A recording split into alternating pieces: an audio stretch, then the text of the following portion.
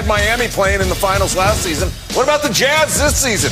26-6 overall, 9-1 in their last 10. Final seconds of the first half, Jimmy Butler. You don't consume me, I consume you. 14.6 rebounds, 5 assists in the first half. Heat up 4. He'd had 4 players in double figures in the first half. The Jazz had just 1.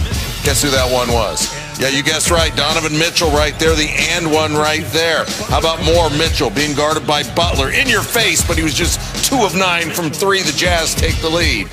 Mitchell drives.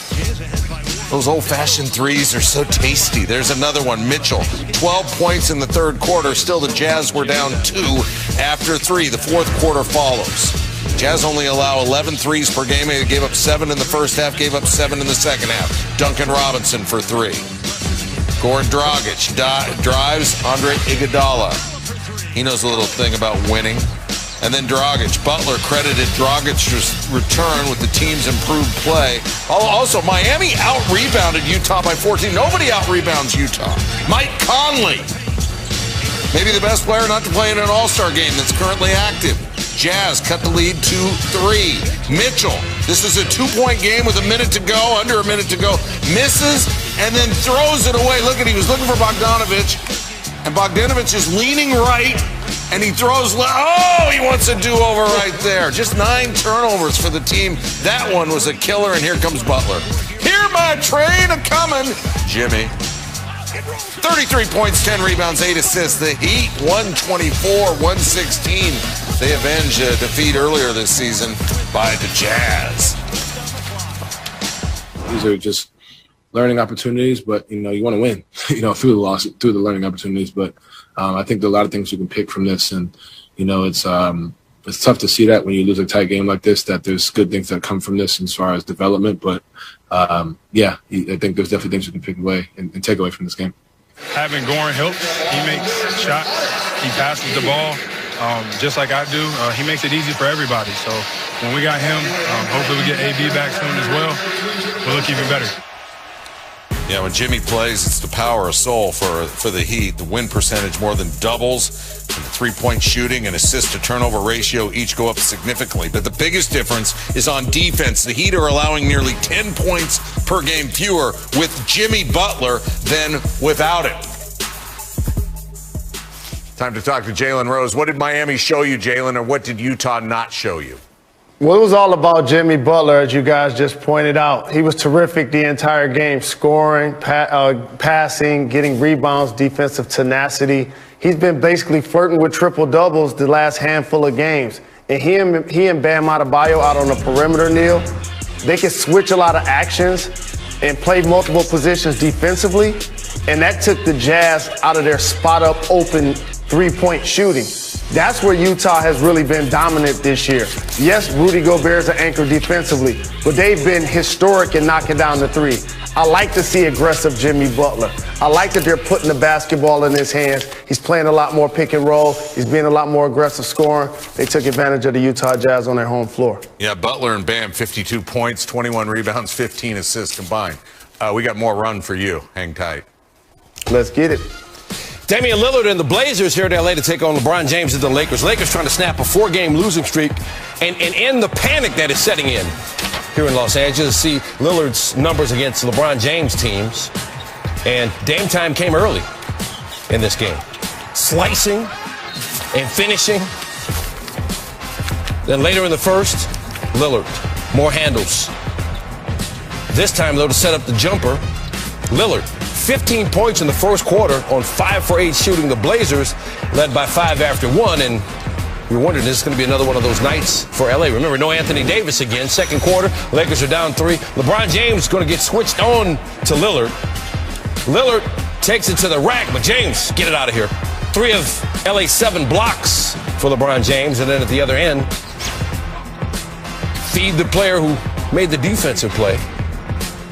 Davis approves. Later in the second, James. 3 ball. Bang, bang, bang. He was 2 for 5 from 3. The Lakers 7 for 27 as a team. They got the lead now. Just over a minute left in the second. Lillard 5 for 13 from three-point range. He had 24 at the half. Blazers back up 3 at the break. Third quarter now. Game tied at 59. James with the rip. Up ahead, Kentavious Caldwell-Pope, give and go, and it's gone. 28 points, 11 rebounds, 7 assists for James. Takes it away again. Give it up to Alex Caruso. And the Lakers turning defense into offense. James gets his 4th steal. He did a little bit of everything in this game. Lakers by 9 after 3. Fourth quarter, Dennis Schroeder, welcome back to James. Lakers taking over. Schroeder with 22 in this game. Lakers missed his offense while he was out. Later in the fourth, James off the dribble, beating the shot clock.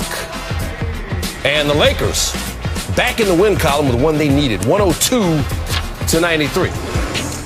LeBron James with the basketball combo play, Neil, the poo-poo platter. You got it. He had a couple of teriyaki chicken wings, led his team in points, rebounds, assists, blocks, and steals for the 49th time in his career, including the playoffs. That's 20 more times than any other player since blocks and steals became official.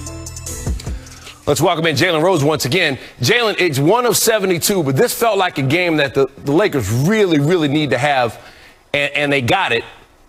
What jumped out at you from their performance? LeBron James, first and foremost, stuff in the stat sheet, doing it all on both ends of the floor. And it was needed by the Lakers, not just the points, but the defense as well, the blocks, the steals, the effort. Because when your best player and your leader is competing on that end of the floor, everybody else now has to fall in line. Caruso, Harold, Kuzma. And now when they get LeBron out in transition, he can make plays for his teammates, make plays for himself. He was fantastic getting Schroeder back in the lineup at the point of the attack defensively. Another guy that can initiate offense, take pressure off LeBron James. It was just a big-time home win by the Lakers, who did a great job in the second half of blitzing Dame Lillard. They know it's no C.J. McCollum. There's no Nurkic down low. So the Lakers wanted to first force somebody else to make shots. The Blazers weren't able to get nobody else going besides Dame. All right, so they get the win. They still don't have Anthony Davis, but I'm really interested in your top 4 in the Western Conference right now. Ooh, so I want to make sure that everybody knows this is if each team is fully healthy. Okay, all right. Each team is fully healthy, and it's playoff time, and we're talking about a 7-game series. Okay.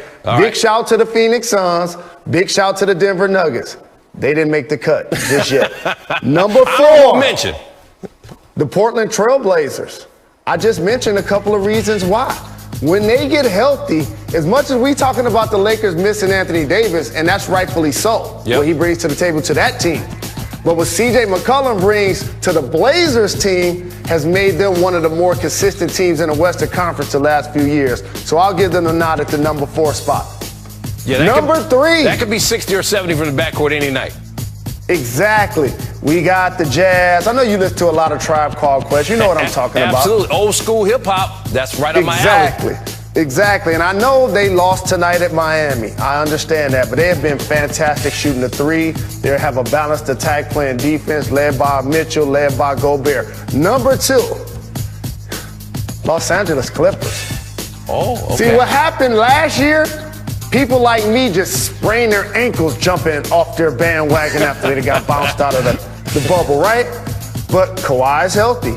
And he's still playing at an elite level. Paul George seems to have gotten his confidence back. I saw him eating Gus's fried chicken in the post-game conference. They're feeling good about their games. The Los Angeles Clippers and their guard play is improving. Patrick Beverley's making threes at a high clip, 40%. So the Clippers, number 2, and number 1, the Los Angeles Lakers.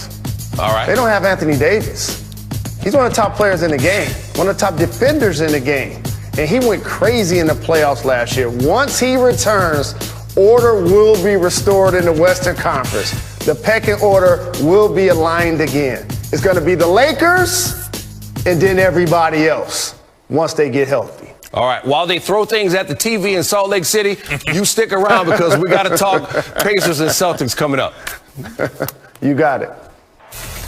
There was more to talk about than just basketball with LeBron James. He responded to criticism from Zlatan Ibrahimovic, the soccer star, about his activism. You want to hear what he had to say.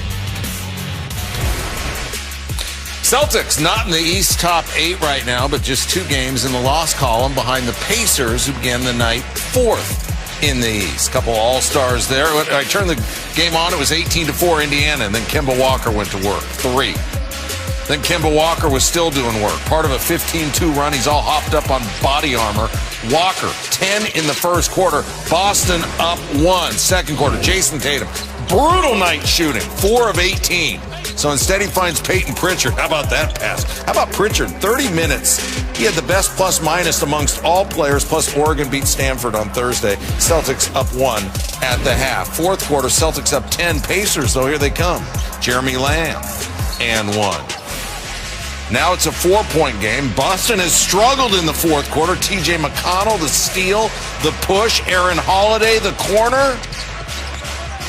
Threes, please. Holiday led all bench scores with 15, but Kemba Walker was clutch. Boston has struggled in clutch time. Step back, Bobby Jack. He had 32. He hadn't had 30 in over a year. But Sabonis, he had 24, 9 assists, 6 rebounds. Jalen Rose won his bet, his Friday wager. Bonus's numbers over Tatum's, but who had Daniel Tice hitting the game's biggest 3? Tattoo you. Celtics hold on to win it, 118-112. Just making the right plays.